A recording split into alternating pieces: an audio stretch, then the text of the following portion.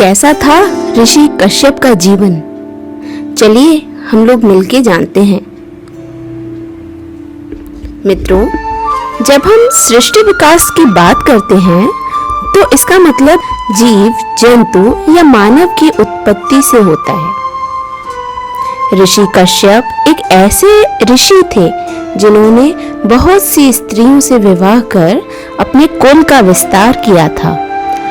आदिम काल में जातियों की विविधता आज की अपेक्षा कई गुना अधिक थी। ऋषि कश्यप ब्रह्मा जी के मानस पुत्र मरीचि के विद्वान पुत्र थे। मान्यता अनुसार इन्हें अनिष्ट नेमि के नाम से भी जाना जाता है। इनकी माता कला करदम ऋषि की पुत्री और कपिल देव की बहन थी। कश्यप को ऋषि मुनियों में श्रेष्ठ माना गया है। पुराणों अनुसार हम सभी उन्हीं की संतानें हैं। सुर असुरों के मूल पुरुष ऋषि कश्यप का आश्रम मेरु पर्वत के शिखर पर था, जहां वे परब्रह्म परमात्मा के ध्यान में लीन रहते थे। समस्त देव, दानव एवं मानव ऋषि कश्यप की आज्ञा का पालन करते थे। कश्यप ने बहुत से स्मृति ग्रंथों की रचना की थी। कश्यप कथा। पुराण अनुसार सृष्टि की रचना और विकास के काल में धरती पर सर्वप्रथम भगवान ब्रह्मा जी प्रकट हुए। ब्रह्मा जी से दक्ष प्रजापति का जन्म हुआ। ब्रह्मा जी के निवेदन पर दक्ष प्रजापति ने अपनी पत्नी असिकनी के गर्भ से 66 कन्याएं पैदा की। इन कन्याओं में से 13 कन्याएं ऋषि कश्यप की पत्नियां बनी। मुख्यतः इन्हीं कन्याओं से सृष्टि का विकास हुआ और कश्यप सृष्टिकर्ता कहलाए। ऋषि कश्यप सप्त ऋषियों में प्रमुख माने जाते हैं। विष्णु पुराणों के अनुसार 7वें मनवंतर में सप्तऋषि इस प्रकार रहे हैं: वशिष्ठ, कश्यप, अत्रि, जमदग्नि, गौतम, विश्वामित्र और भारद्वाज। श्रीमद् भागवत के अनुसार दक्ष प्रजापति ने अपनी 60 कन्याओं में से 10 कन्याओं का विवाह धर्म के साथ, 13 कन्याओं का विवाह ऋषि कश्यप के साथ, 27 कन्याओं का विवाह चंद्रमा के साथ, 2 कन्याओं का विवाह भूत के साथ, 2 कन्याओं का विवाह अंगिरा के साथ, 2 कन्याओं का विवाह कृशाश्व के साथ किया था। शेष 4 कन्याओं का विवाह भी कश्यप के साथ ही कर दिया गया था। कश्यप की पत्नियां। इस प्रकार ऋषि कश्यप की अदिति, दिति, दनु, काष्ठा, अरिष्टा, सुरसा, इला, मुनि, क्रोधवशा, ताम्रा, सुरभि, सुरसा, तिमि, विनता, कर्तु, पातांगी और यामिनी आदि पत्नियां बनी। अदिति। पुराणों अनुसार कश्यप ने अपनी पत्नी अदिति के गर्भ से 12 आदित्यों को जन्म दिया, जिनमें भगवान नारायण का वामन अवतार भी शामिल था। माना जाता है कि चाक्षुष मनवंतर काल में तुषित नामक 12 श्रेष्ठ गणों ने 12 आदित्यों के रूप में जन्म लिया, जो कि इस प्रकार थे: विवस्वान, अर्यमा, पूषा, त्वष्टा, सविता, भग, धाता, विधाता, वरुण, मित्र, इंद्र और त्रिविक्रम अर्थात भगवान वामन। ऋषि कश्यप के पुत्र विश्वान ने मनु का जन्म किया।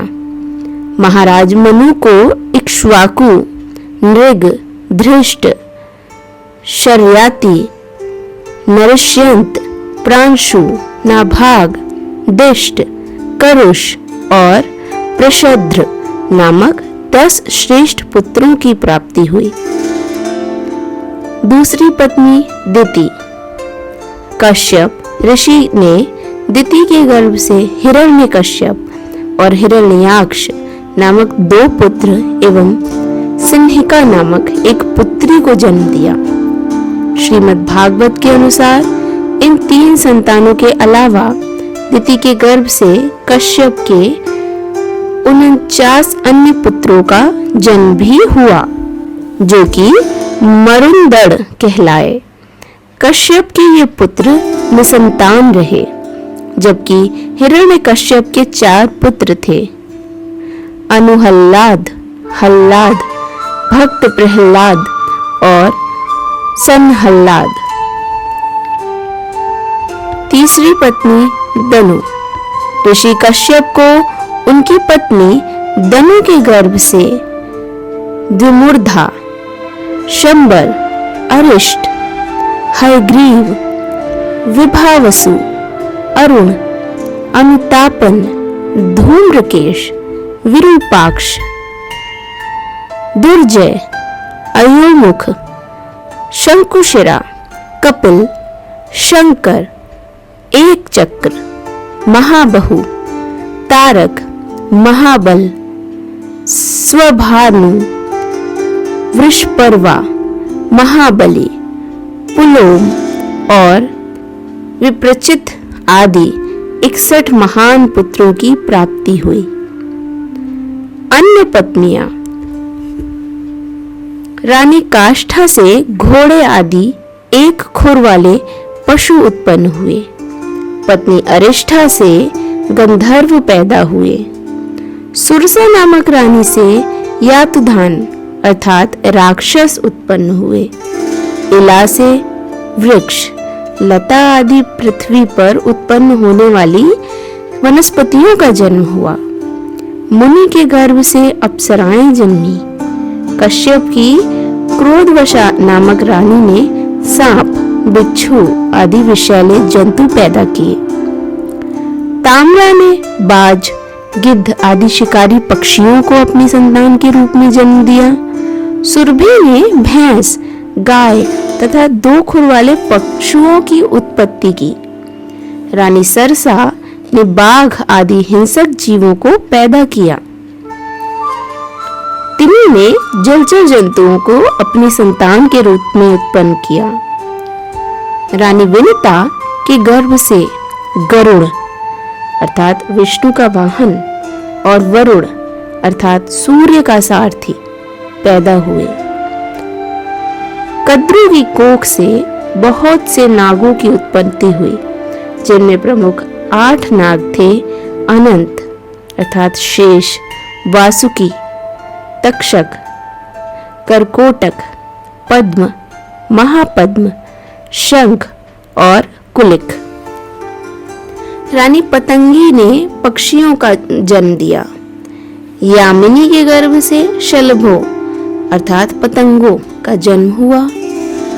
ब्रह्मा जी की आज्ञा से प्रजापति कश्यप ने वैश्वानर की 2 पुत्रियों पुलोमा और कालका के साथ भी विवाह किया।